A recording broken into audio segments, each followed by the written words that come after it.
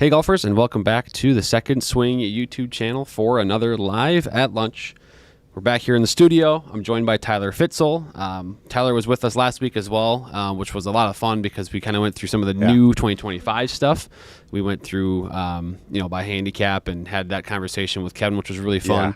But today now it's kind of interesting because there's at Second Swing there's a large group of golfers that maybe don't want to spend $600 something on something brand new, as we're talking about the driver category. And so today, this is actually an Tyler sort of baby here in terms of the Fitter's Choice survey that was sent out on 2024 products. So drivers, as we're going to talk about today.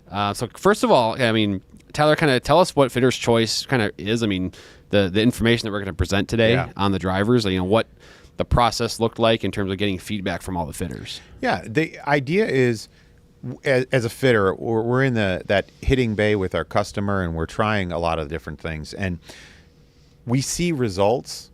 And as we start looking at those results, trends start to appear with certain things. So, for instance, if I were to go to a fitter like Kevin and say, "Man, I really need something that's maybe low spin, unique for a customer or something," he'd say, "Well, hey, you know what? These three have been really, really good for me," and it's a couple of different things. One, it's a way for our fitters to communicate with each other, because it's important that we have an ongoing dialogue about what's working for people. And it's not that, oh, this just worked for one person. It's, hey, this is a trend I'm seeing. So trends really where we want to try to get to our customer base. The second thing is that it also provides us more information with our customers on a one-on-one basis. And that's kind of why we did this to begin with, was to tell our customers, hey, these are the things that we are seeing. So 100% of what we did in the fitter survey is from our fitters, top to bottom. We've got somewhere in the neighborhood of about 98% of all of our fitters had responded to this. So it's a very wide collection from all of our locations. So it's not just one, it's from everything. And the comments that we also gather from them, hey, it helps prepare us, it helps train us, educate us, that we can better serve the fitter, or the customer in the experience with, let's try this option, let's try that option. And I know a big part of it as well is down the line. Being that we have this huge selection of used clubs. Think 2, 3, 4 years into the future. When, this is an example, Paradigm AI Smoke is out there on the rack. We now have this data to say, hey, here's how it performed when it was brand new versus others on the market. We have all this data from fittings back then in 2024. So let's dive in here. We wanted to cover really 4 to 5 categories we've got here, because drivers aren't just. We're not just going to cover all the drivers, right? They're built differently for different players. We had that discussion last week about not even necessarily by handicap, more by player type, and that's what we kind of divided it up into here today. So the first category we want to dive into is the low spin drivers. This is, it's self-explanatory. Right. Players trying to lower the spin rate, keep the ball flight low. We've got some data, a chart here to look at, and we've got also some insights from the fitters. So, the drivers in this category: TaylorMade QI10 LS, we got Ping G430 LST, the AI Smoke Triple Diamond, Titleist TSR3, and TSR4 we kind of packed into one. Although they are, they're very similar, slight differences between them, but we packed them into one in terms of the responses. Cobra Dark Speed LS. And then Mizuno STG and Strixon ZX5 Mark II LS. So you're looking at the chart right now. Tyler, what was the main feedback that you got from kind of this little survey here? So we talk about the overall brands, and that we're going to see the big names as they come across. I want to make one comment about some of the things, like, as an example, the Strixon, which is the the ZX5 LS. It's a great driver. It didn't get a lot of choices because at the time this was possibly in its second year of its cycle. Right. So now in 2025 we have a new Strixon model. And so against some of the others, maybe this wasn't our choice that pops up. And so you're going to see this from time to time. Even as an example, like the QI10 LS model didn't have a ton of choices to it, but it is something that we are fitting with. It is an option for us. And so try not to look at the numbers where you see zeros and say, well, this is bad. That's not the case. Yeah. And so when you look at the opposite side and you see the most number of choices, and so those are the green bars, if you can see on the color side of things, the Callaway AI Smoke Triple Diamond came out on top for the most number of choices. And if we're looking at it in specific, you're seeing that it had the most number of third place choices. So every category was asking for the top 3 choices to kind of rank a 1, 2, or 3. But it also gives us, the fitters, it's not like, oh, give me your 1 and then we're done. Yeah. It's all of them. And that has been an extremely popular. What it also, to your point, as we talk about what's going to happen in year after year after year, is next year Callaway has another driver. And so like this driver from 2 years ago is still going to be something we have in inventory. That's the name of our game. Mm-hmm. And it becomes a great low spin option when we start looking at, okay, I want to get maybe something that's low spin, and I don't mind because I have a Callaway, but maybe I don't want the newest of the new just in the moment. Same thing we get with the Ping and the Titleist. So kind of the big 3, as you will. Titleist, let's talk about real quick because it did get the number 1. Yeah, first place number 1 choices. Yeah. And so in that ranking, I put the TSR3 and TSR4 together. The reason I did that was because the TSR4 is a very specific golfer type club. Right. It's extremely low spin. It has the option of moving some of that weight to create some different launch conditions with it and spin conditions with it. But it's also a little smaller. It's also a little bit more fade biased, and it fits a very small category of the types of golfers. And where there's not really a category out there that would like that TSR4 would fit into, because I mean TSR3 probably is in this category where there's not a super low spin category necessarily that other OEMs are, other brands are making a driver for. Yeah. So that's, to your point, that's why TSR4 is in there. I in terms of the numbers here, like you said, Tyler's got the most number 1 choices. Again, this was simply, a relatively simple way of getting data. It's just like, hey, give us your top 3 drivers in this category for the year and why. And then we have some insights from them as well. Yeah.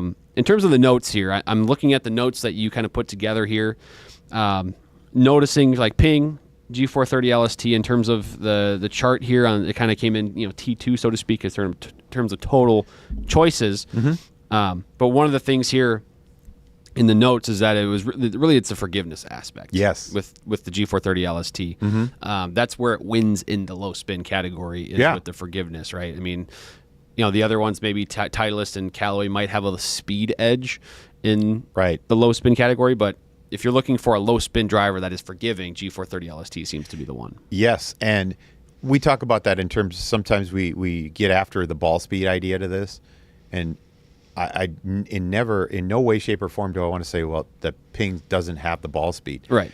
They do. They're always trying to dial the edge at both. Mm-hmm. And it's a very hard edge. So if you talk about 2 things, if number 1, if you want to create forgiveness, you have to get the weight as far away as you can from the face. That helps in stabilization and twisting and turning and also launch conditions. And so almost all of the low spin options, in order to get low spin, move the weight further up and it comes back a little bit more forward. Or in a couple of cases, like the TSR4 or even the Ping, they have a smaller package to that. In other words, they may be a couple cc's smaller. But they're doing that so that they can actually get the weight up to make the benefit of the spin more possible. In that regard, though, is we talk about ball speed, and we might talk literally 1 to 2 miles an hour. Right. Literally. And as we're talking about 1 or 2 miles an hour, it's a difference of maybe 5 yards. Mm-hmm. If we're talking about finding the right fit, that's where we get the dial in, and you talk about like adjustability. Is saying, okay, well, I've got this to go straighter by moving this, turning the shaft here. We get this head. Now all of a sudden it maybe has the same ball speed, but it flies higher, straighter, carries farther. Like those are the intangibles, and that's where everybody in the market is about adjustability, and that's a huge feature to that. Yeah. I mean, as we go into Titleist, right? You have the weight adjustability there with TSR3 and TSR4. One of the notes here was it seems like in terms of the overall feedback from second swing fitters, TSR3, TSR4 was the fastest among low spin drivers, and just in terms of like getting ball speed out of it. Like if you needed someone you wanted to get ball speed for a player, it seems like Titleist was the winner there. And then of course TSR4 was like if you needed just a kill spin, that was the one. Smoke Triple Diamond, the feedback here was the stability and spin consistency out of the Triple Diamond. So it's kind of nice where, we have quote unquote a winner, right, in the category, but there's also depending on what you're looking for specifically out of your driver, there might be a different winner for you. If you want the forgiveness out of a low spin head, G430 LST based on our fitters. If you want, consistency on that spin rate, maybe you're looking for 1,700 spin or you're looking for 2,500 spin. Yeah. If you want to just be consistent, Triple Diamond in this particular, from our fitters is the winner there. And if you come in and you say, all right, if we determine that we need to try to cut some spin, the reason that we look at this as an example is we have 3 different looks. So if you're looking down on the top, you've got Ping that still has some turbulators on it. They've got a little piece of the carbon fiber. You look at Titleist, it's a gloss. So it's just a single color. You look at Callaway has a little bit of a ridge coming up off the face. So like in basically you can come in and we can get you into a different look. We can get you into a different feel. And that's the huge piece to that puzzle. Yeah. Very much so. So then we have Cobra Darkspeed LS and Wilson Dynapower Carbon were a couple that we got some feedback from fitters on those two as well. So this is to say we need to, again, we're going to reemphasize it, but this isn't to say the ones that say aren't Triple Diamond, aren't TSR, aren't G430 LST are bad drivers or won't work for you. It's just in terms of the repeated success in fittings, these particular models had maybe the most successful instances, right? And a lot of that, and I mean, let's just face it, that is part of brand notoriety and popularity. We want to provide the golfer what they need when they want and they come into a fitting. So when someone comes in and wants a new driver, we offer them the option, all right, which ones do you want to test? And they give, a lot of times it's Ping and Titleist. And it is. Callaway. And because you think of it from a marketing standpoint, like they are the ones that are on TV. They're the ones in magazines. They're the ones on social media. They've got the largest number of players. Like, I don't know who plays the Wilson driver, but for the consumer, like, it's a great option because they've actually got a great product. Same with like the Cobra, the Dark Speed. Looking years back, if I want to go back a little bit, Cobra in their low spin has one of the absolute lowest spins in terms of the options that they've had over the years, so that if we really, really need to attack spin, Cobra's kind of had that club for the general public for many years now. Mm-hmm. It may not win in terms of the most popular, but it's definitely going to be something that that's one of the reasons why it's in there to choose anyway. Yeah, exactly. So, I mean, again, the low spin driver category, there was some great options in 2024. So between Titleist TSR family, Callaway AI Smoke, Paradigm AI Smoke Triple Diamond, and the Ping G430 LST. Among our fitters, those were the kind of the 3 big, most successful models. So now we got to get into this category of draw bias drivers. So draw bias, this is, again, I know there's people watching and listening to this right now that struggle with that slice. Mm-hmm. It's, I want to say that number fluctuates every year, but you see a statistic every year, something like 60% or whatever of golfers have a missed tendency that is a slice or a block fade type of thing. So this is what we're talking about here. We've got several models. Again, some of the same brands that we talked about already, but Ping G430 SFT is one. TaylorMade QI10 Max. Callaway AI Smoke Max D. Kind of that draw bias indication there. Titleist TSR1 and TSR2. We put the TSR2 in there because there are ways to kind of create a draw bias with that one. In a sense, the Cobra Dark Speed Max, the Mizuno STX230, Cleveland Launcher XL2D. So let's go through this information here, Tyler. The results of this one. Anything, notable to comment on here. So the one comment that I would make is starting with the G430 SF Tech. Mm-hmm. So it stands for Straight Flight Technology. and or straighter flight. What it's doing is, number one, it's got a very lightweight head, and almost all of these in that category have a very, very lightweight head. They've taken all the weight they can, and they've moved it kind of heelward or heel-sided on the driver. What that does is that helps create a gear effect or a bias in terms of the way that the club might twist to kind of keep it from twisting open. It doesn't close it. It just helps to do that. Also, where the swing is in terms of rotation. Now, I think Ping has probably got one of the top products on that. But one of the things that we did find, and it was more so in results, but not in the survey, the G430 Max driver, when the weight goes to the inside, was equally as good in many instances at helping to try to straighten out the flight. But Ping has these two options, and we'll get into it in 2025 as we start talking about it, because I'm interested to see this category again. Ping has gone to adding a little lower loft, and many of these, the winners are the ones that have the ability to go down to like a 9 degree. Yes. So for Ping in this category, they were at 10.5, and they used to be 10.5 and 12, and now they've just kind of backed down to just having it at just 10.5. So a little bit more models, and then the G430, what they did was they introduced draw and more draw. Yeah, right. So they actually Draw gave and us super draw. Yes, and they gave us the weight to actually move even more inward. Yeah, what was that? The weight in the SFT was slightly different than the others, like 25 grams or something like that. Yeah, so I think the normal ones, I'm on the spot. I know it's 29 with the G440.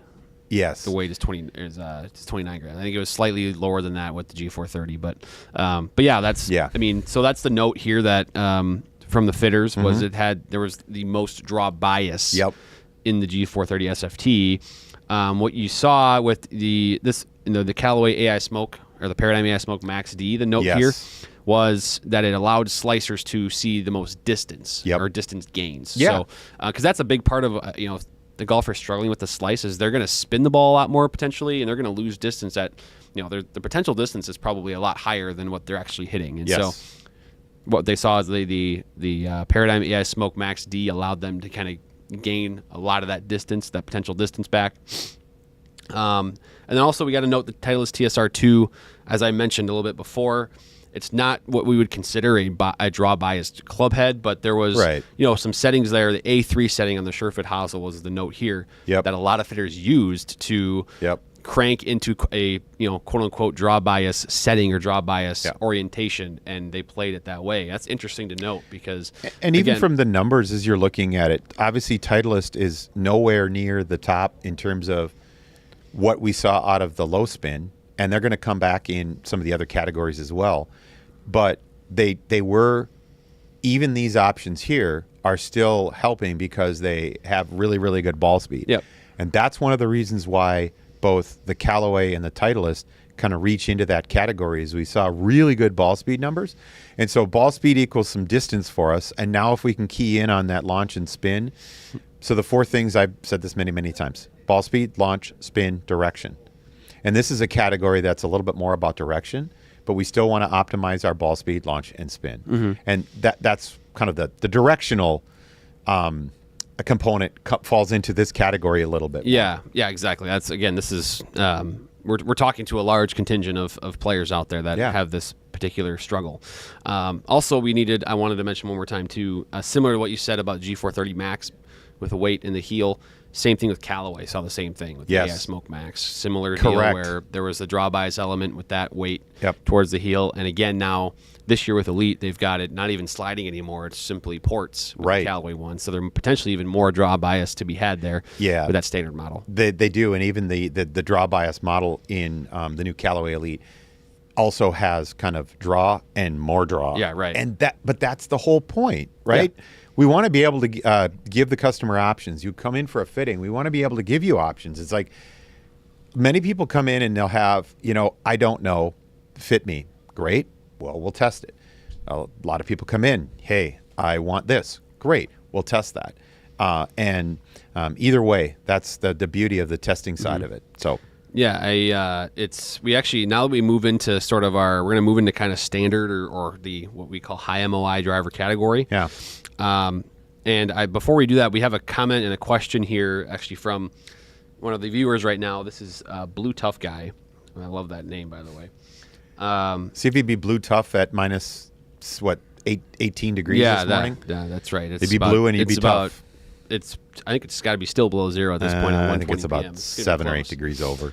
He says he's still gaming a Cobra F9. Yes. But every year, checking out new drivers to see if I can find something that's a notable replacement hasn't happened yet. Yep. So I followed up in the chat and asked about, is there anything specifically that you're looking for out of a new driver that would make it, possible to replace? Just said more distance with similar, if not better, forgiveness. Also noted, haven't tried the Max 10K. That's definitely one I want to try out at some point. Yep. So as we kind of get into this category, this seems like the type of drivers that this person is interested in.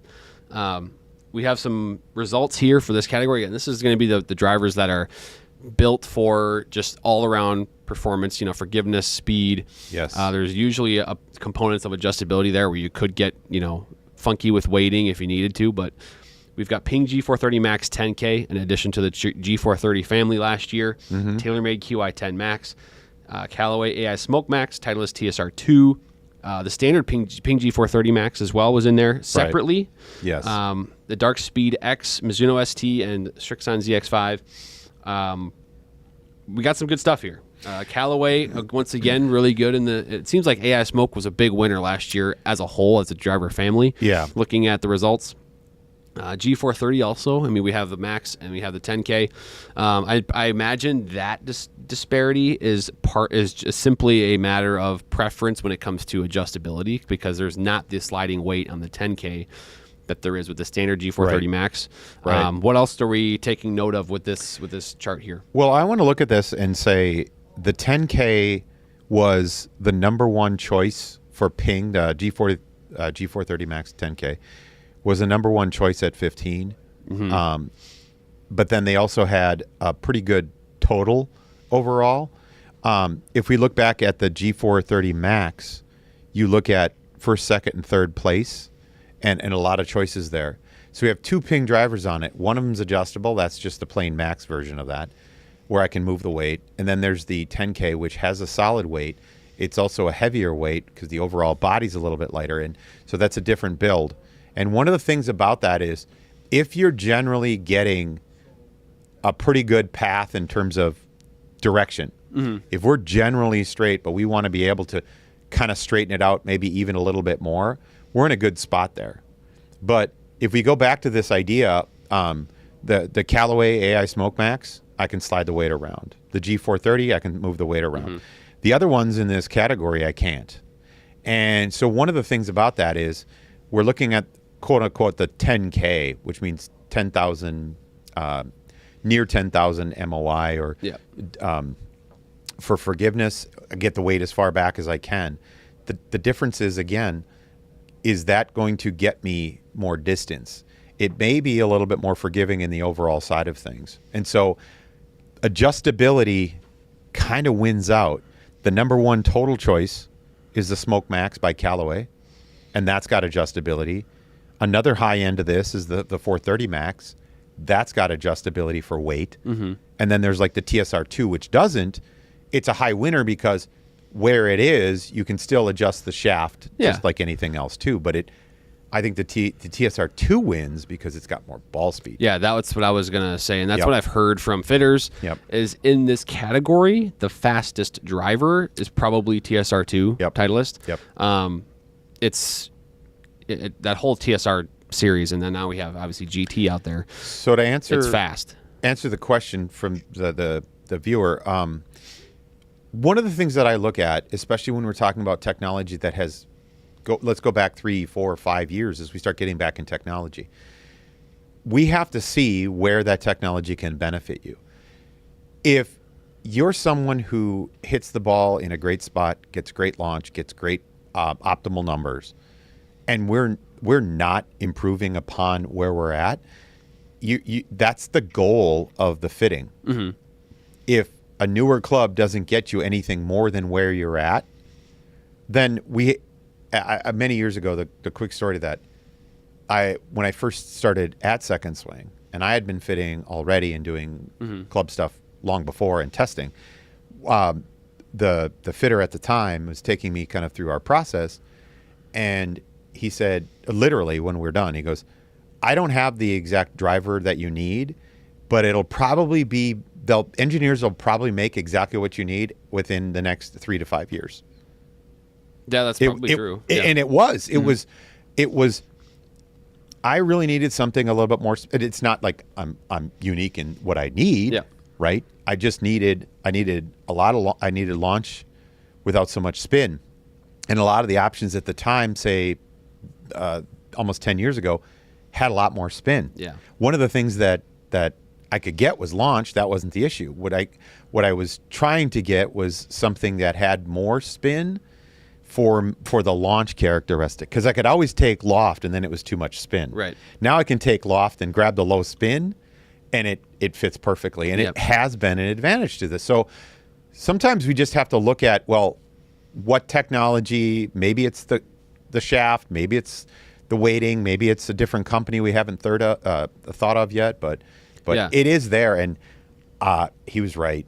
I was just like, okay, in about 5 years' time, all of a sudden, now I have a driver that literally maximizes what I do. It's going on about year 4, and it's still, I did my testing a couple weeks ago. Really? Straight up. Yep. It's still the wonder by a mile. Wow. So that's okay. So this person is, and that's what we're kind of getting at too with the talking so much about used options or what are now used drivers, right? Is that a very common thing for us where someone comes in with a driver from 3 years ago or something like that, not very old, and it was fit by us. It was maximized at that time for that player's swing. They come in 3 years later. I need something new, or I want to see what's new and what can benefit. And sometimes it doesn't beat it. Like what you had in the past doesn't beat it, and that happens. So to this, that person did follow up and said, "I don't launch the ball super high. I play at 10.5. Thought about going up to 12 instead to get better launch." Yeah, I'm a miss left guy. This is the player with the F9. So there are some options out there, I think, to try. Now, if he's, I would say the Cobra look from F9 to now is very different. So I was going to, if you're a look and feel different, there's things to try. But even for that, one of the things about adding that loft, if you're already going left, when you tend to go up, the faces they tend to look more closed or shut. That's how most hosels work. Yes. And one of the problems with it, and I don't know this swing, but one of the problems is like I need more launch, but if it's going left, it might not be spinning. So it's diving out of the air. And so the F9 was a very low spin, or could be a very low spin driver to that too, depending on the configuration. And I would absolutely wholeheartedly say, now we get into the game where we have adjustability. What we didn't have, even in Cobra for that matter, we didn't have the level of adjustability we have now.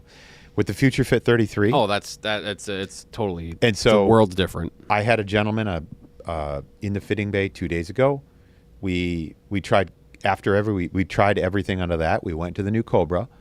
I needed launch.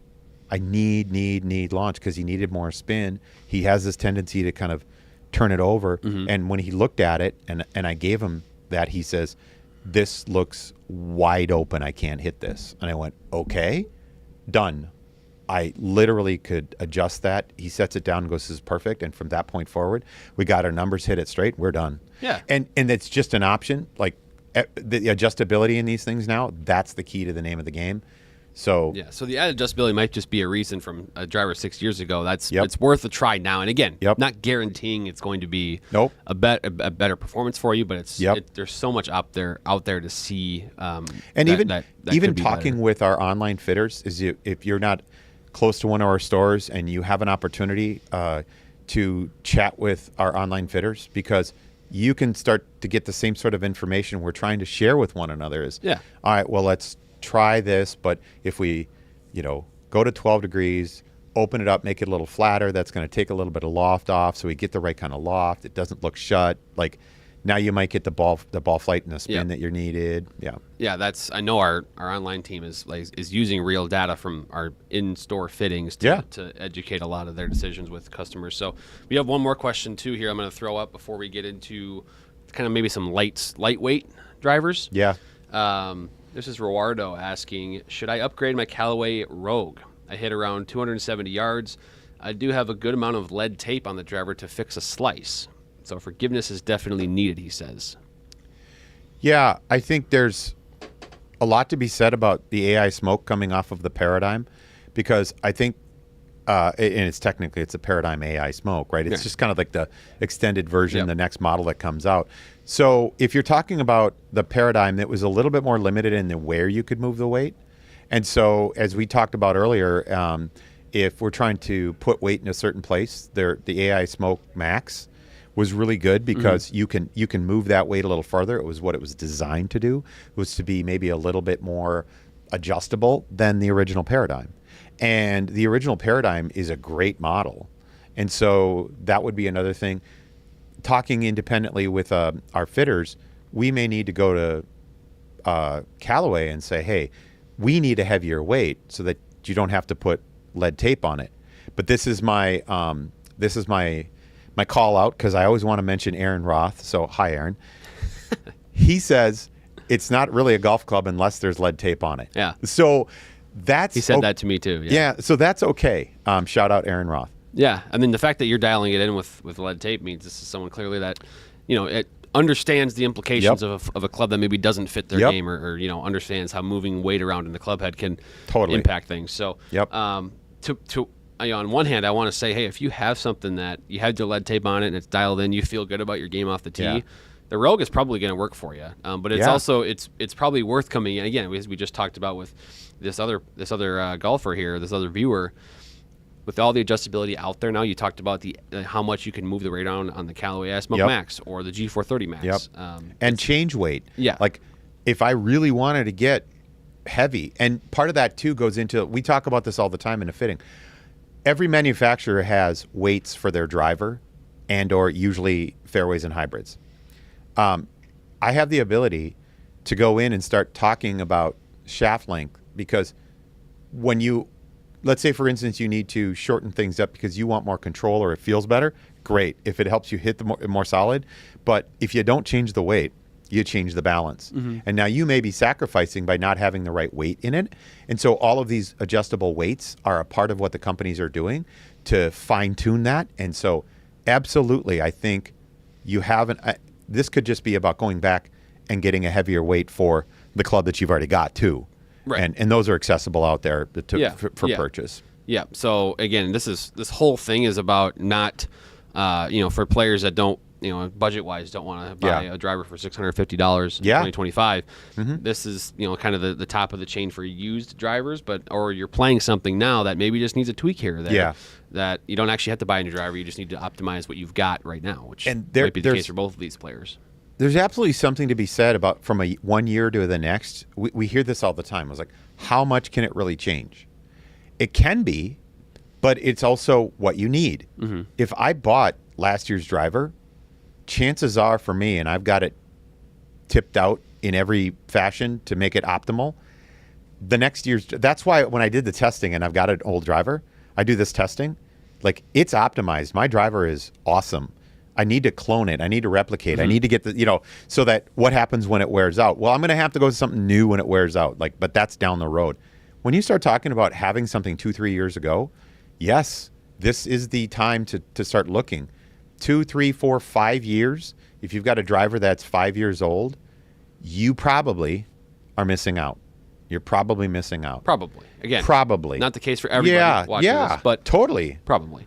Okay, so I wanted to get into another category here. This is the lightweight drivers. So this is for players that we're kind of specifically talking about maybe losing some swing speed, or maybe trying to make sure they retain their swing speed, or just simply want to hit the ball further with higher launch. This is where having a lightweight option can be of assistance. And these manufacturers now are offering something that is in the lightweight category. That seems to be the last few years, there's been trends all over the place in golf. Players distance irons about 6 years ago, brand new thing. Now there's all kinds of options. And I think now there's this realization of offering something new and different for players, just trying to make sure they have club speed. So on this list, Ping G430, we've got HL. We also got kind of we mixed 10K into that family as well. Well, it's the 10K HL as 10K HL, And so that one specifically is a real hot one. Let me say this about this category. First off, generally speaking, this category also has a shaft that goes with it. Yes. So pretty much every one of these, in terms of the club head, they're trying to lighten it up. And so is the shaft. It's usually something much more flexible and much lighter. Yep. And so the overall weight of the club hopefully moves faster somewhat. So for someone that might not be creating quite as much of that speed.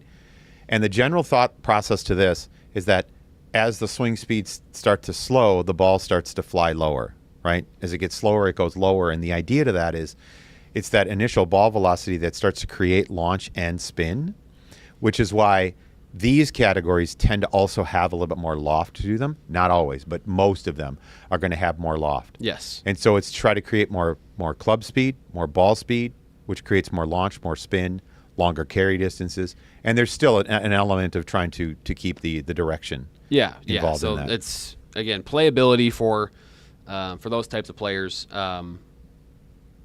We got TaylorMade QI10 Max on here. We've got Callaway AI Smoke Max Fast. Yeah. Titleist TSR1, Cobra Air X, Mizuno STX 230 Platinum. Yep. And then Zexio also on here, which Zexio's been kind of in this realm, in this space for a long time now. That's exactly what they do. So, and we could have even added on that, like Cleveland, because Cleveland Golf does make a really nice lightweight option. The Launcher XL2, I think, it comes in a lightweight option too. And that's the same company, but regardless of that, the other thing to think about with this too is like this light swing type also fits a wider variety of customers. So when we start talking about, say, for instance, we have a woman that comes in and is maybe 5'7", 8', 9". Let's say that they're 5'9", 5'10".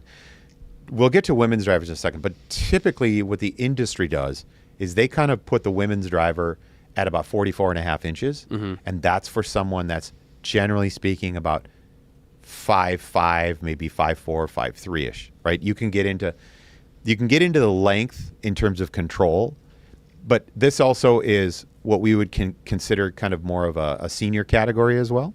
yeah. Where someone may need to get some more club head speed that they're missing with it. Yeah. And so this starts to kind of dive in a little bit with more than just the male golfer. Oh yeah, I mean there's into- ladies. There you could even talk about like a junior or teenage player that's sort of that's graduated out of maybe junior clubs. That is absolutely correct. That's kind of another option of player that would fit this category. So there's a range of players here. Yep.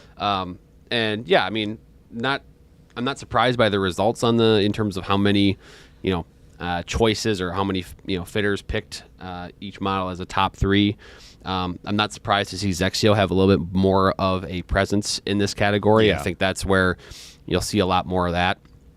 And then in terms of the TSR1 seems to be kind of it's lightweight, high launch. Yep, Titleist is in that with the ball speed. That's where. That's where they've thrived. This whole conversation has been with TSR. And again, TSR now is a few years old. And so does Callaway. I would say in the ball speed conversation, Callaway is really good. I think that their AI technology over the past number of years has allowed them to find some ball speed off the center a little bit better. And that's not to say the other companies can't do that, because they do it well as anyone else. But that's one of the things that Callaway's, I think, made a major improvement upon over the last few years, is they're getting the club to perform better even when it's a miss. And for the most part, every company is incredibly good in the sweet spot. They're awesome in the sweet spot. That's where we're at with drivers now. That's just the way it is. But now every company is looking to try to maximize outside of the sweet spot. That's the whole goal. Can I get this to go faster, higher, longer? Can I get it to move a little bit more this way, that way?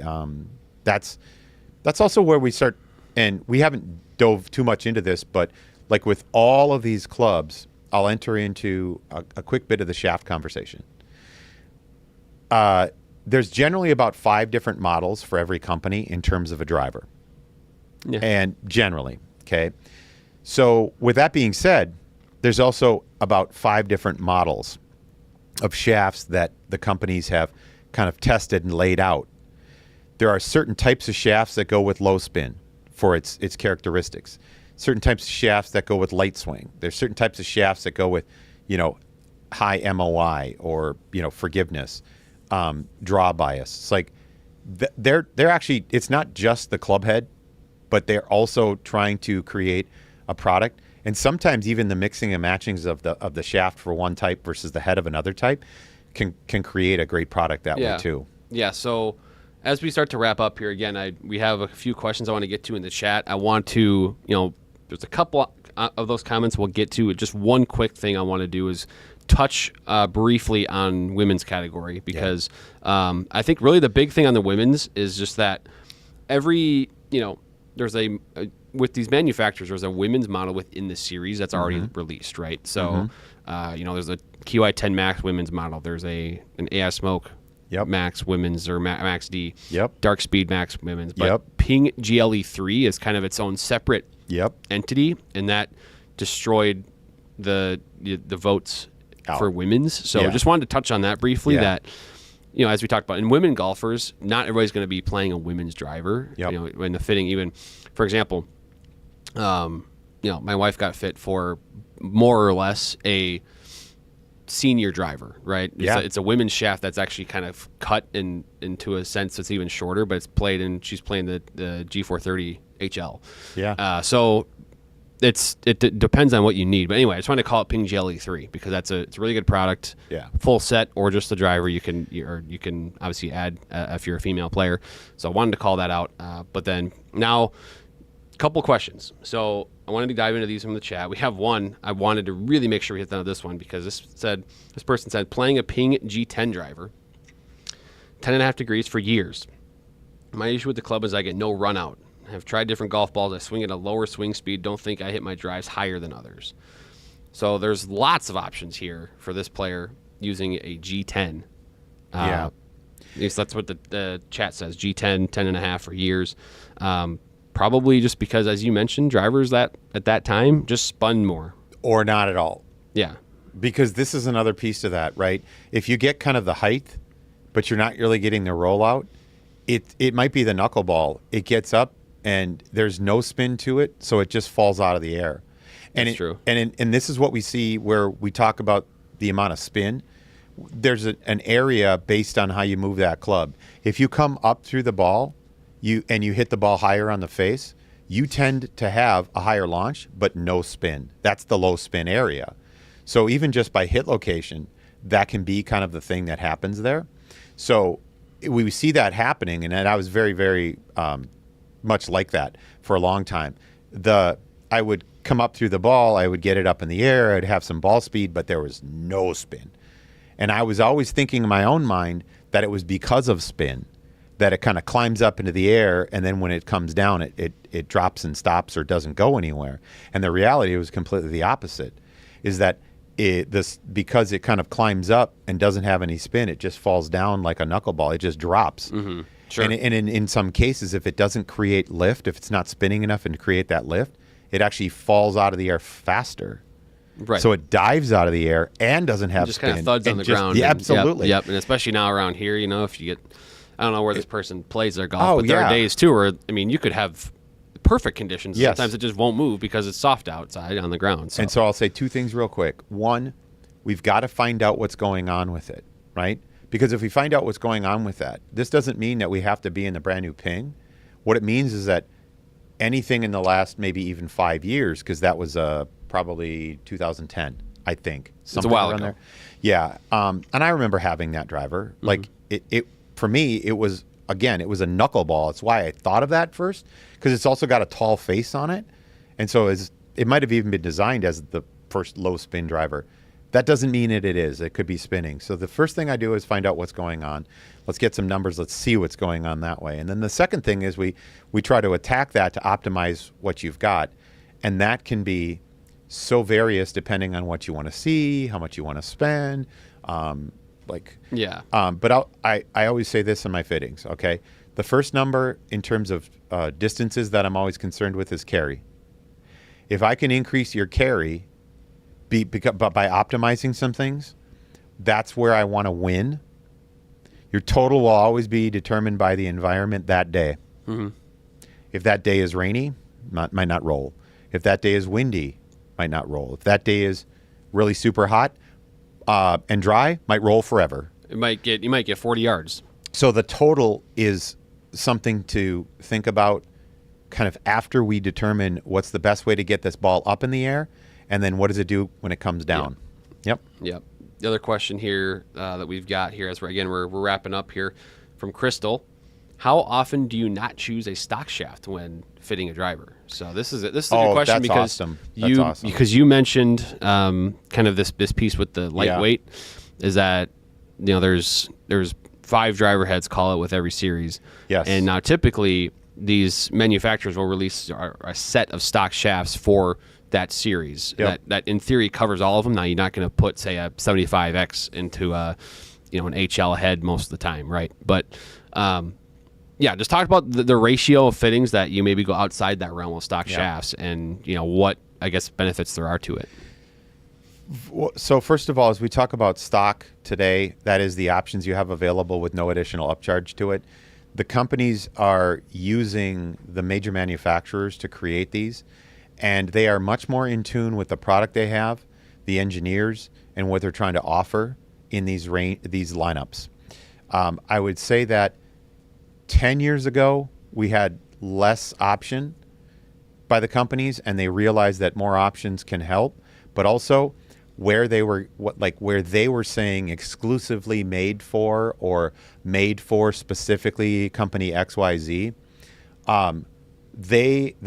just like anything in technology, we have gotten better at what we do. The companies have gotten better in the materials they use and the way they're using them.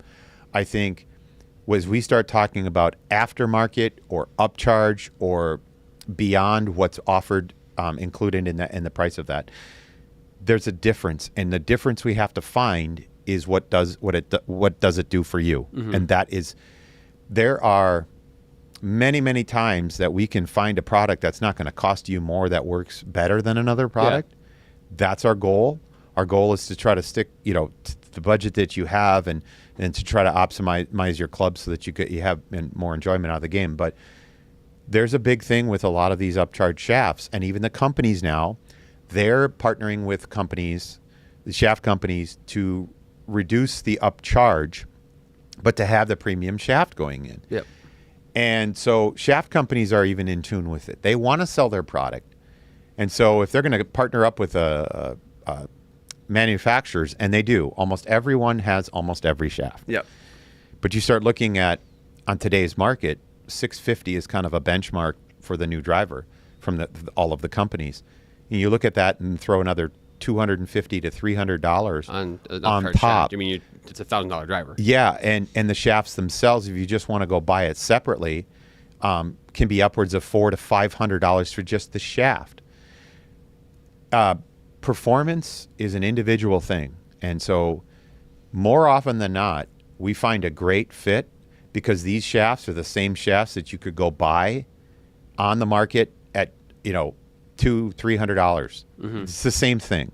Yep. They basically put their hardware on it, and put it in the club. And So these upcharge shafts have upcharge or aftermarket, however you want to explain or describe it. They have typically some unique materials or more expensive materials within them. Different fibers, etc. That have make them react differently during a golf swing. Yep. Now, for I would say a large contingent of players, there's these options. I'm thinking about Ventus Velocore. Yes. I'm thinking about Graphite Design, where there's enough options where this technology can work for it. I mean, there's an option for any swing type. Yep. The decision that the golfer has to make is about if this material is worth the extra couple $100 that it's going to take to have it for in your bag. Is that within your budget? Is it not? The performance differences that there might be, A, you might find that the stock shaft does work better for you, as you mentioned. Yep. But B, you might see that there's minimal performance difference, and you can stick with your stock one, and it's going to be great for your budget and your game, and it's going to be awesome. And stock shafts have multiple levels to it. It's not just that we've got let's say 4 or 5 companies. It's like we also have 2 or 3 shafts within every company. So it's not that we're just going to go and grab like 5. You've actually probably got like 8 or 9 shaft options. And so if we're in a category where we need something more lightweight or flexible, there's probably 4 or 5 choices to it. Yeah. Oh, yeah. So when we talk about the upcharge shaft in that just adds another level or layer in terms of choice. I would also look at it as saying, if we get a really nice fit and we optimize some things, we might not be changing that club for 4 or 5 years as well. And so it is more of a one-time investment if it works for us. A lot of the companies also realize that people want to have a little bit more in that shaft, and so they don't change the tip, so that you could maybe take it to the next one in a few years, or the next, or take it down the line a little bit. Yeah. But I get this question a lot. Do I just want to keep the same shaft I have?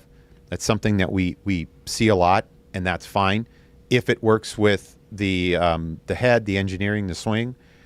Great, we've got a good fit, and you can continue that down the line. We see a lot of elite level players on the tour level. They'll get to a shaft, they like it, and they just keep it. Oh, yeah. And that's kind of a common thing too. Yeah, So yeah, exactly. So yeah, this is good. This is good to talk 2024 Fitter's Choice. If there's any other questions or comments you guys have, leave them in the comment section below, and we'll get to them. Next week, we're going to be doing the same thing. We're talking about irons. So this is fun. We've got a whole, again, same thing. We've got all the charts, all the feedback from the fitters. Got the various categories. We're going to talk about, your lower handicap cavity players irons. We've got players distance irons. We've got game improvement irons. We're going to have women's irons. So stay tuned for that. Again, same time next week, 1 p.m. Central on the Second Swing YouTube channel. Tyler, thank you for joining. This was great. Thanks for putting all this together, too. I think the viewers are going to enjoy that. And we'll see you next week. We'll be back right here. Keep your grooves clean. Stay razor sharp.